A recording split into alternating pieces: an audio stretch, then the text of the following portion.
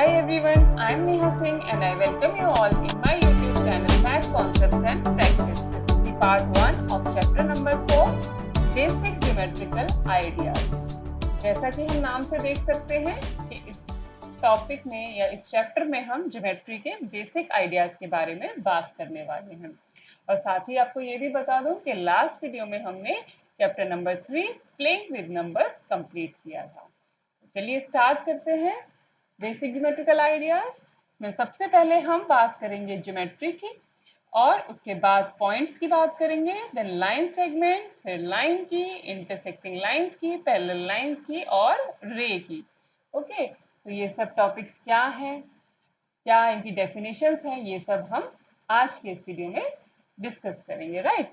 So now let's come to geometry first. What is geometry? Geometry is the English equivalent of the Greek word geometron. Geo means earth and metron means measurement, right? So ये क्या कह रहे हैं कि geometry जो है एक English word है, ओके, और ये ग्रीक वर्ड जियोमेट्रन के इक्विवेलेंट है, जिसमें जियो का मतलब होता है अर्थ और मेट्रन का मतलब होता है मेजरमेंट, राइट।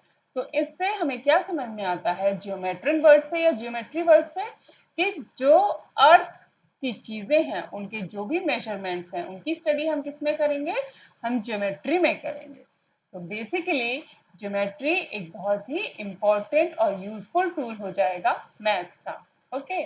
और एक और बात इसमें इम्पोर्टेंट ये है कि ज्योमेट्री बहुत ही पुरानी ब्रांच है मैथ की, जिसको हम काफी लंबे टाइम से यूज कर रहे हैं। तो अभी हमें ज्योमेट्री वर्ड तो समझ में आया, लेकिन अब इसमें एग्जैक्टली हम क्या करते हैं वो एक बार देख लेते हैं। जैसे हम फिगर में देख सकते हैं, फर्स्ट फिगर में, कि यहाँ पे एक पेपर है और उसके ऊपर एक कैंडल ड्रॉ की गई है, राइट। तो बेसिकली ये हमने क्या किया, एक आर्ट बनाई है, राइट, ये एक आर्ट है। अब दूसरे फिगर में हम देख सकते हैं कि यहाँ पे हमने एक हाउस बनाया है, ओके। सो हाउस किसके अंदर आता है, बेसिकली आर्किटेक्चर, राइट। आर्किटेक्चर जो ब्रांच होती है उसमें हम क्या करते हैं, उसमें हम houses, buildings, hospitals, dams, lakes, ये सब बनाते हैं। ये किस तरीके से बनाएंगे, क्या होगा, राइट। अब जरा आते हैं फिर से अपने आर्ट के पास। अब जरा आर्ट को देखिए कि अगर हमें ये कैंडल ही ड्रॉ करनी है तो हमें क्या क्या डिसीजंस लेने होंगे कि ये कैंडल की ब्रेथ कितनी है, राइट, इसकी शेप क्या होगी, ये स्ट्रेट होगी, ये राउंड होगी, राइट, और इसकी लेंथ कितनी होगी, ये किस साइज की बनेगी, पेपर से कितनी छोटी होगी।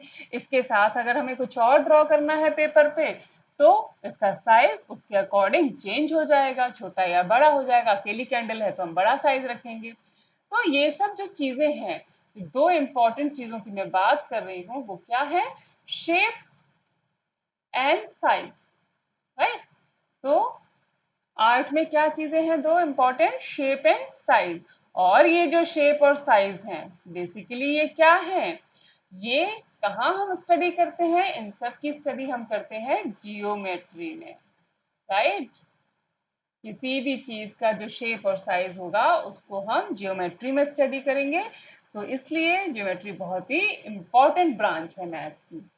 आर्किटेक्चर पे आ जाइए। आर्किटेक्चर में भी क्या होगा, जब कोई घर बनता है, बिल्डिंग बनता है, तो उसमें क्या क्या डिसीजंस लिए जाते हैं कि वो किस जगह पे बनेगा, कितने एरिया में हमको वो बिल्डिंग बनानी है या वो घर बनाना है, उस घर का क्या साइज होगा, उसमें कितने रूम्स होंगे, रूम्स का क्या साइज होगा, घर की हाइट कितनी होगी। तो बेसिकली ये आर्किटेक्चर भी किससे जुड़ा हुआ है, ये भी शेप और साइज से ही जुड़ा है। शेप और साइज, और ये किसमें हम स्टडी कर रहे हैं, जियोमेट्री में, राइट। तो दो बड़ी ही इंपॉर्टेंट चीजें, अगर मैं कहूँ आर्ट और आर्किटेक्चर, तो इतनी इंपॉर्टेंट है, उनको हम किसमें स्टडी कर रहे हैं, ज्योमेट्री में। और क्योंकि ये दोनों ही जो ब्रांच है या दोनों ही सब्जेक्ट हैं, ये बहुत ही पुराने टाइम से चले आ रहे हैं, तो इनके लिए हमें ज्योमेट्री की जरूरत भी बहुत पहले से ही पड़ने लगी थी।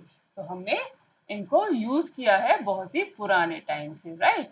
सो ज्योमेट्री बन जाती है बहुत ही important and useful branch math के लिए। अब ये तो हुई दो चीजों की बात, आर्ट हमने देखी एक कैंडल की और आर्किटेक्चर देखा एक घर का। अगर इसी तरीके से हम अपने डेली यूज की चीजें भी अगर देखें, डेली यूज की चीजें जैसे कि सपोज मैं बात करूं टिफिन बॉक्स।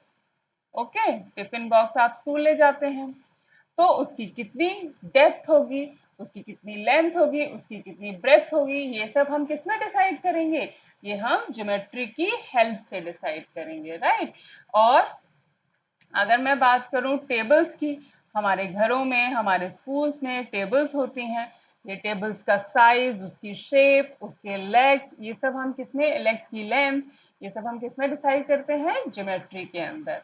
इसी तरीके से अगर बात की जाए बुक्स की, राइट, बुक्स की अगर बात की जाएगी तो बुक्स के लिए भी वही फंडा अप्लाई होता है, उसमें भी ज्योमेट्री अप्लाई होगी, क्योंकि इन सब चीजों में क्या आ रहा है? इन सब चीजों में शेप एंड साइज आ रहा है, और शेप और साइज के आते ही इनमें जियोमेट्री आ जाती है, राइट।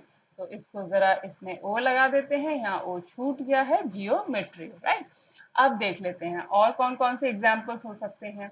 इवन हम अगर कॉइन की भी बात करेंगे, कॉइन की भी बात करेंगे तो उसमें भी साइज इंपॉर्टेंट है और शेप इंपॉर्टेंट है। उसकी शेप क्या है? राउंड शेप है।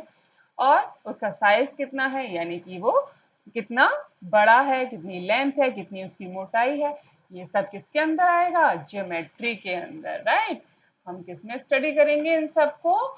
ज्योमेट्री के अंदर, क्योंकि बेसिकली इनमें क्या आ जाता है?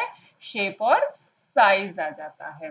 इसी के साथ बहुत बड़ी बड़ी जो ब्रांचेस हैं जिनको हम यूज करते हैं, जैसे अगर मैं बात करूं, अगर बात की जाए इंजीनियरिंग की, राइट, इंजीनियरिंग, इंजीनियरिंग के लिए भी हम क्या करते हैं? किसी भी चीज को जब इंजीनियर्स बनाते हैं या उसको रिपेयर करते हैं तो बेसिकली उन्हें क्या चाहिए? उसके साइज एंड शेप की नॉलेज चाहिए, जिसके हिसाब से वो उसको ठीक कर सकते हैं, उसकी उसको या किसी नई चीज को बना सकते हैं, राइट। हम दूसरी बात कहें cloth designing, right, cloth designing, इसके लिए भी इसके लिए भी हमें ज्योमेट्री की जरूरत पड़ती है। क्यों पड़ती है? कि कोई भी कपड़ा किस लेंथ का होगा, कितनी उसकी ब्रेथ होगी, क्या उसकी शेप होगी, ये सब हम किस में डिस्कस करेंगे? ज्योमेट्री में। किसमें उसको बनाते हैं, डिजाइन करते हैं कपड़े को? ज्योमेट्री के अंडर हम उसको डिजाइन करते हैं, राइट। इसी तरीके से बहुत सारे काम हैं जिनके लिए हमें ज्योमेट्री की जरूरत पड़ती है, राइट। तो इस तरीके से हम कह सकते हैं कि ज्योमेट्री बहुत ही यूजफुल टूल है। अब क्योंकि मैं हर बार इसमें जहां भी हम ज्योमेट्री यूज कर रहे हैं, यहाँ पे, राइट, तो हम क्या कर रहे हैं? किस चीज की हम बेसिकली बात कर रहे हैं? हम बात कर रहे हैं शेप और साइज की। तो शेप और साइज हम किसके अंडर स्टडी करते हैं? Measurement, right, measurement. तो बेसिकली जो ज्योमेट्री का सबसे इम्पोर्टेंट टूल जो हुआ वो क्या हुआ? Measurement, right. तो मैथ का इम्पोर्टेंट टूल है मेजरमेंट, और मेजरमेंट हम किस ब्रांच के अंदर करते हैं? ज्योमेट्री के अंदर करते हैं, ठीक है।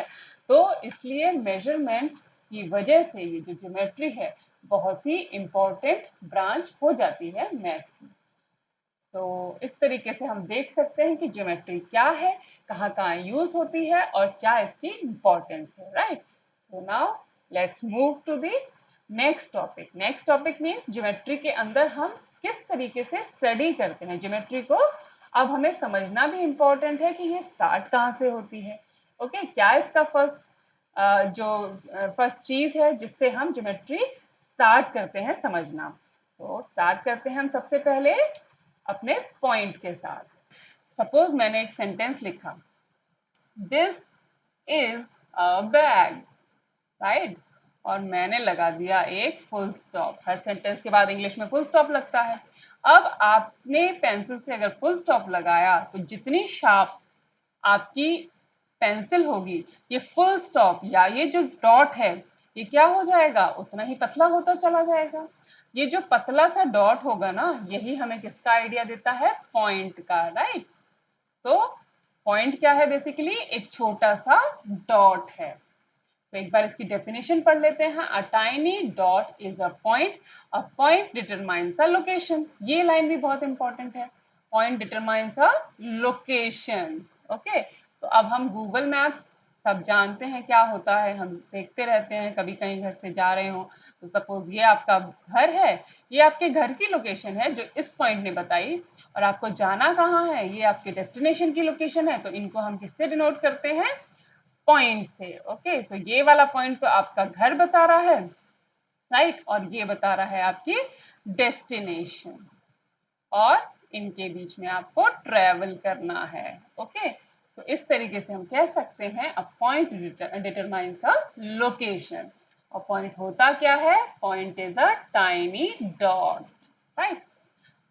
अब इसमें एक और बात इंपॉर्टेंट है कि पॉइंट को हम डिनोट कैसे करते हैं। ओके, हम यूज कैसे करेंगे। सपोज हमने इस तरीके के 3, 4, 5 पॉइंट ले लिए, इनको हम कैसे रिप्रेजेंट करते हैं, कैपिटल लेटर के साथ डिनोट करते हैं इसको। जैसे इस पॉइंट को मैंने मान लिया कैपिटल ए, इस पॉइंट को कैपिटल बी, इसको कैपिटल सी, इसको डी, इसको ई।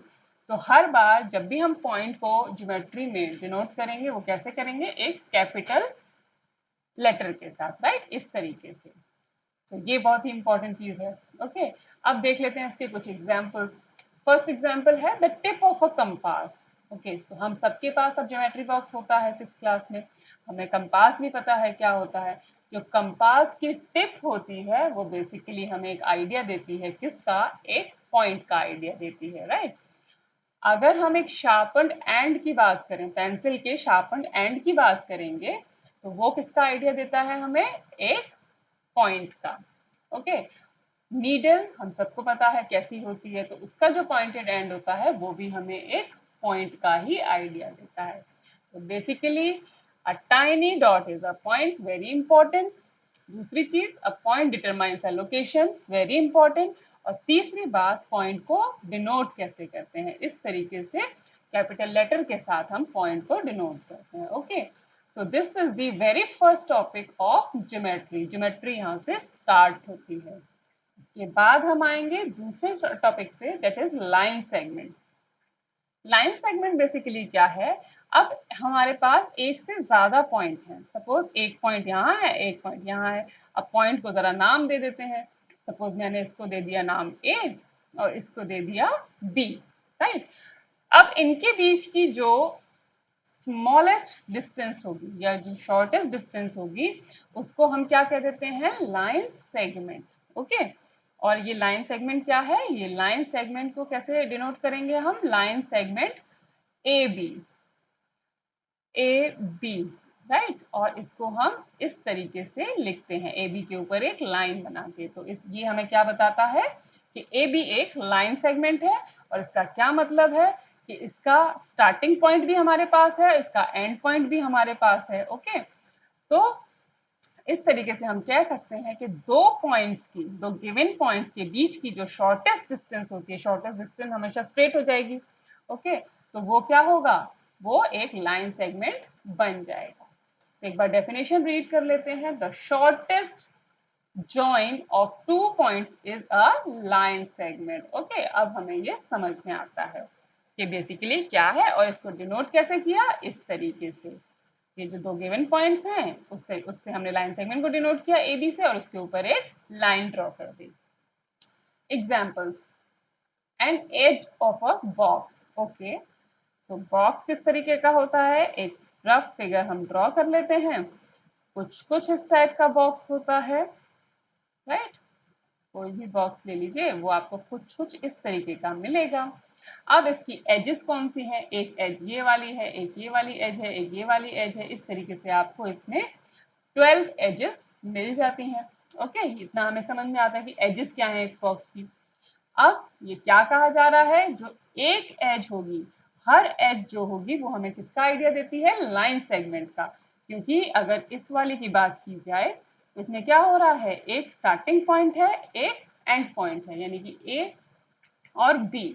ओके, तो स्टार्टिंग और एंड पॉइंट दोनों हमें मिल जाते हैं इस एज के, तो ये क्या बन जाती है, और ये स्ट्रेट भी है, ये शॉर्टेस्ट डिस्टेंस भी है दोनों के बीच की, तो ये बन जाती है लाइन सेगमेंट। ओके, तो जो बॉक्स की एज है वो हमें किसका आइडिया दे रही है, एक लाइन सेगमेंट का। सिमिलरली अगर दूसरा पॉइंट यहाँ ले लें सी, तो बी सी अगेन एक लाइन सेगमेंट है, क्योंकि ये एज क्या है, इसकी स्टार्टिंग और एंड पॉइंट हमारे पास है, और ये दोनों के बीच की शॉर्टेस्ट डिस्टेंस है। अगर हम ट्यूबलाइट की बात करें तो ट्यूबलाइट भी इसी तरीके का आइडिया हमें देती है, उसमें भी स्टार्टिंग और एंड पॉइंट्स होते हैं, और उनके बीच की जो डिस्टेंस होती है वो भी क्या होती है, शॉर्टेस्ट होती है। इसी तरीके से the edge of a post card, post card के एज की बात करेंगे तो वो भी कैसी होगी, वो भी दोनों जो पॉइंट्स हैं स्टार्टिंग और एंड पॉइंट्स उनके बीच की शॉर्टेस्ट डिस्टेंस होगी जो एज है, इसलिए ये ए बी जो है क्या बन जाएगा, लाइन सेगमेंट बन जाएगा, राइट। तो इस तरीके से हम लाइन सेगमेंट को समझ सकते हैं। तो सबसे पहले हमने पढ़ा पॉइंट क्या होता है, ज्योमेट्री का सबसे फर्स्ट टॉपिक पॉइंट, देन हम आए, अब हम दो पॉइंट्स पे आ गए, दो पॉइंट्स की शॉर्टेस्ट डिस्टेंस हमने देख ली, that is called the line segment. अब हम थर्ड स्टडी करेंगे, third topic is line. What is line, actually हमने लाइन सेगमेंट के बारे में जो पढ़ा है क्या है, अगर हमारे पास दो पॉइंट्स हैं जैसे कि हम पिक्चर में देख सकते हैं, तो पहले तो हमारे पास दो पॉइंट्स एग्जिस्ट करते हैं, वो क्या है, point A and point B. जब इनके बीच की शॉर्टेस्ट डिस्टेंस हमने निकाल ली तो वो क्या बन गया, वो एक लाइन सेगमेंट बन गया। कौन सा लाइन सेगमेंट, ये वाला line segment A B. Okay, अगर हम इस लाइन सेगमेंट को दोनों साइड इनडेफिनेटली एक्सटेंड कर देते हैं, इनडेफिनेटली एक्सटेंड करने का मतलब कि दोनों को इंफिनिटी तक एक्सटेंड अगर कर दिया जाए तो ये लाइन सेगमेंट क्या बन जाएगा, बेसिकली एक मॉडल बन जाएगा लाइन का, राइट। और ये एरो क्या डिनोट करते हैं दोनों साइड में, ये एरोज डिनोट करते हैं कि ये कहाँ तक जा रहे हैं, इंफिनिटी तक। दोनों साइड ये जो लाइन सेगमेंट है अब कहाँ तक एक्सटेंड हो चुका है, इंफिनिटी तक। ओके, तो ये तो मिला एक लाइन का मॉडल। अब दूसरी चीज इसमें क्या इंपॉर्टेंट है, इसको डिनोट कैसे करते हैं, तो या तो हम इसको कहेंगे लाइन ए बी, राइट, और हम क्या कह सकते हैं, ए बी के ऊपर इस तरीके से एक लाइन खींचेंगे जिसके दोनों साइड एरोज होंगे। लाइन सेगमेंट में एरोज नहीं होते हैं क्योंकि उसके स्टार्टिंग और एंड पॉइंट हमारे पास होते हैं, लेकिन ए बी को जब हम डिनोट करते हैं उसके ऊपर जो बार लगाते हैं उसमें दोनों साइड एरोज होते हैं, उसका मतलब है ये लाइन है जो कि बोथ डायरेक्शन में इंफिनिटी तक जा रही है। एक और तरीके से इसे डिनोट करते हैं एक स्मॉल लेटर से, चाहे तो हम एल से डिनोट कर दें, स्मॉल एल से, या फिर स्मॉल एम से, या फिर स्मॉल एन से। तो इस तरीके से हम दो तरीके से लाइन को रिप्रेजेंट कर सकते हैं या डिनोट कर सकते हैं। ओके, तो एक बार इसकी डेफिनेशन रीड कर लेते हैं।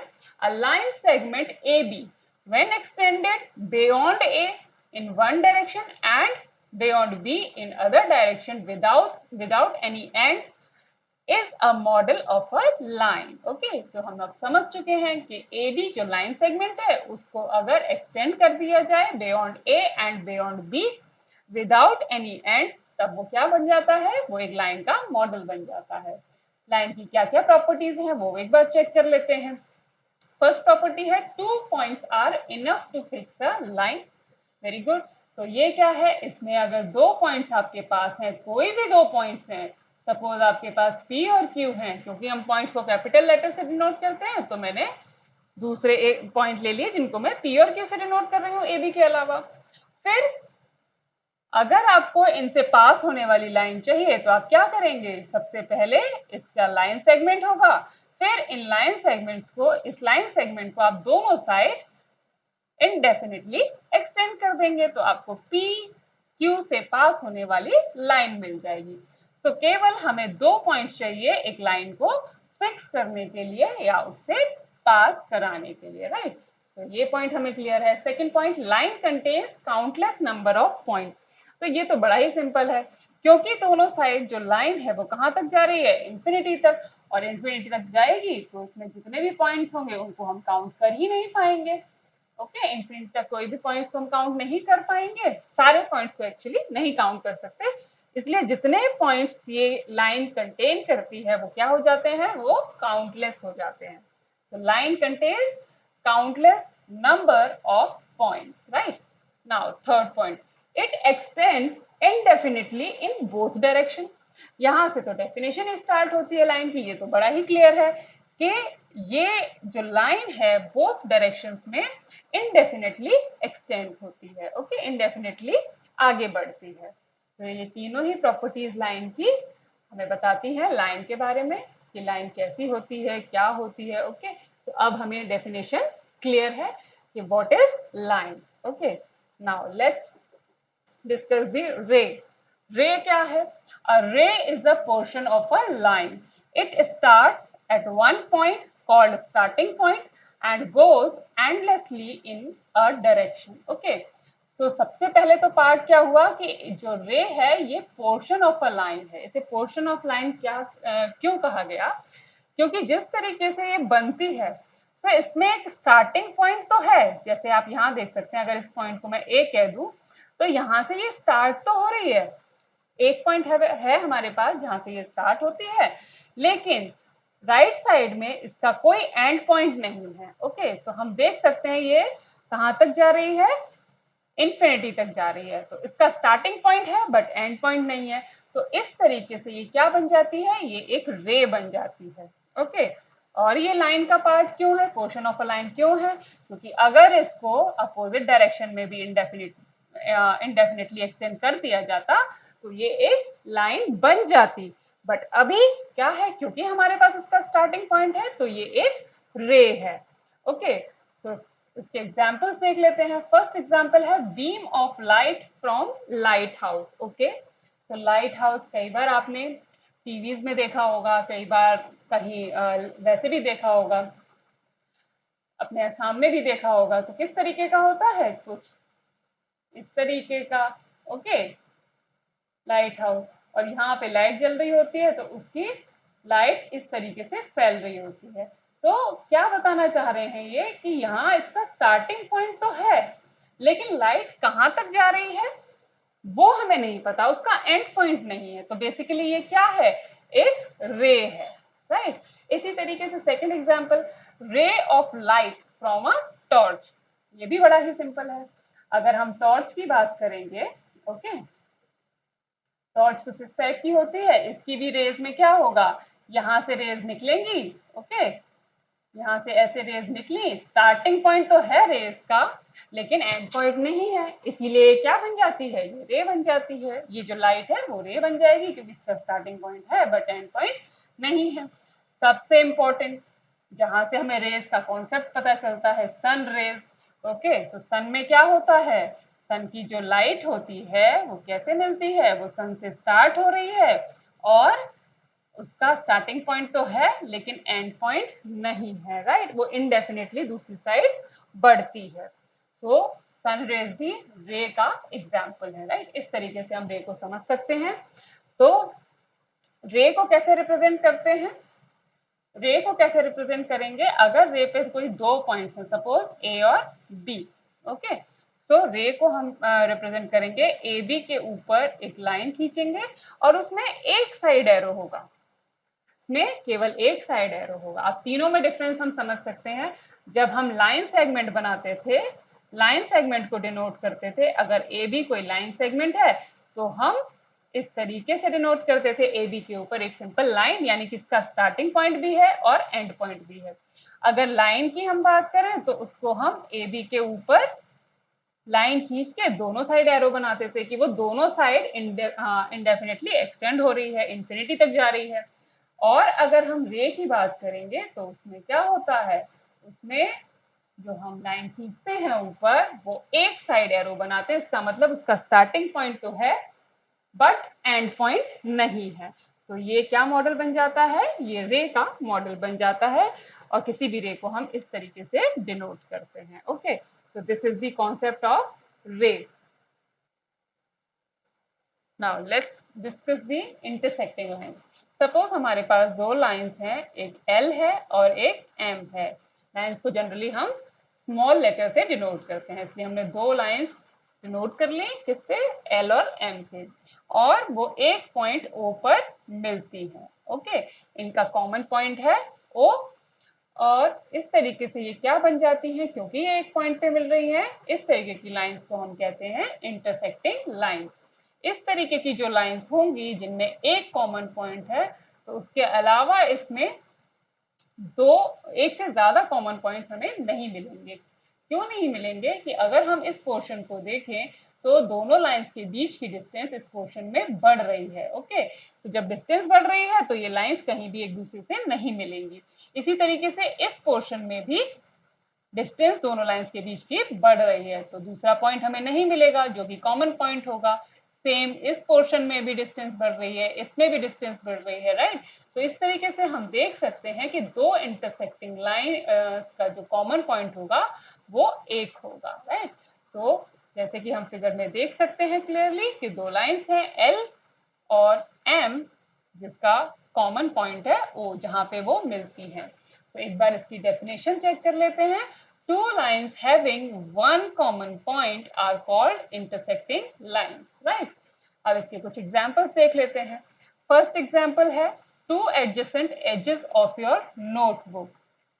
ओके, सो अगर हम कहें कि नोटबुक को अगर हम इस तरीके से फिगर बना के चेक करें तो 4 पॉइंट्स होंगे नोटबुक से, ए बी सी डी, ठीक है। इस तरीके से A B B C C D D A book की एजेस को रिप्रेजेंट कर रही हैं। ओके, अब हम क्या देख सकते हैं कि जो ए बी लाइन सेगमेंट है और जो बी सी लाइन सेगमेंट है वो एक दूसरे को किस पॉइंट पे कट कर रहे हैं या मिल रहे हैं, वो बी पे मिल रहे हैं, राइट। तो इस तरीके से बी जो होगा ए बी और बी सी का कॉमन पॉइंट हो जाएगा। अगर इस लाइन सेगमेंट ए बी को हम आगे ले जाएं और इसे लाइन बना दें और बी सी को भी बी पे आगे ले जाएं, लाइन बना दें, तो बेसिकली ये क्या बन जाएगा, ये लाइन एक दूसरे को बी पे मिल रही हैं और ये लाइन बन जाएंगी इंटरसेक्टिंग लाइंस, राइट।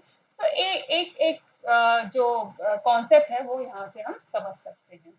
तो सेकंड क्या है, the letter X of the English alphabet. इसमें भी हम देख सकते हैं ये भी एक मॉडल है। हम कहें कि ये इंटरसेक्टिंग लाइंस हैं, हम ये तो नहीं कह रहे, लेकिन ये बेसिकली उनके मॉडल्स हैं जिनसे हम इंटरसेक्टिंग लाइंस को समझ सकते हैं। जैसे हमारे पास लेटर एक्स होता है तो वो क्या होता है, ये भी किसी एक पॉइंट पर ये दोनों लाइंस मिलती हैं और इसको एक्स बना देती हैं, राइट। तो इस तरीके से एक्स भी इंटरसेक्टिंग लाइंस को रिप्रेजेंट करता है। तीसरा, अगर क्रॉसिंग रोड्स की बात की जाए, क्रॉसिंग रोड्स कुछ इस तरीके से होगा, राइट।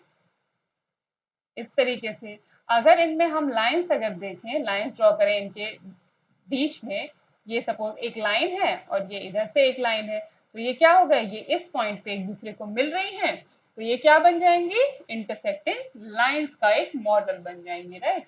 तो इस तरीके से हम इंटरसेक्टिंग लाइंस को समझ सकते हैं। क्या होती है intersecting lines, two lines having one common point are called intersecting lines, right? Now let's discuss the parallel lines.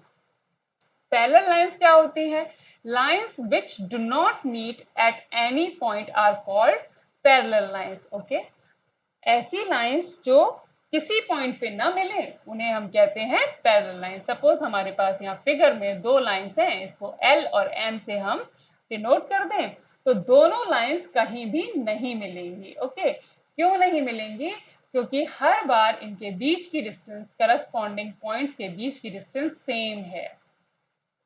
Distance same होने की वजह से इनका क्या होगा, ये कभी भी एक दूसरे से नहीं मिलेंगी, किसी पॉइंट पे एक दूसरे को कट नहीं करेंगी। तो इस तरीके की लाइंस को हम कहते हैं पैरेलल लाइंस। और हम इसे कैसे डिनोट करते हैं, L is parallel to M.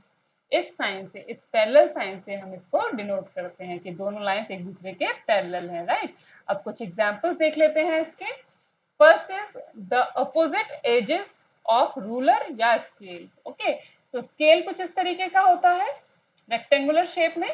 Okay, तो यहाँ पे क्या होगा, अगर मैं इसके कॉर्नर्स को कुछ नाम दे दूं, ए बी सी डी, इसके कॉर्नर्स को नाम दे दिया A B C D. Okay, तो फिर क्या हुआ कि ये जो अपोजिट साइड्स हैं ये बेसिकली क्या होंगे, ये एजेस कहीं भी मिलती नहीं है, ओके, किसी पॉइंट पे भी नहीं मिलेंगी।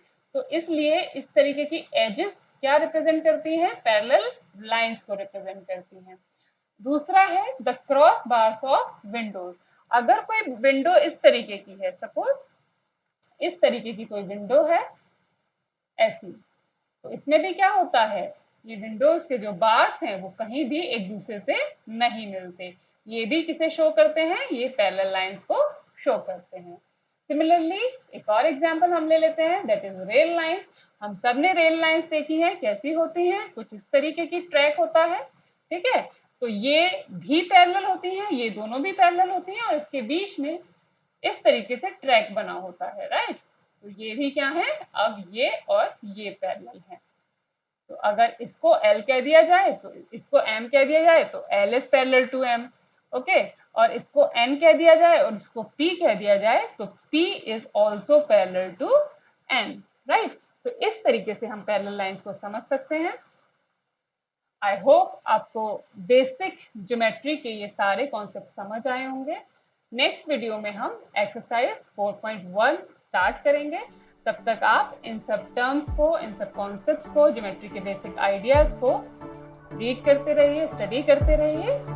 खुश रहिए, अपना ध्यान रखिए, टेक केयर, बाय बाय।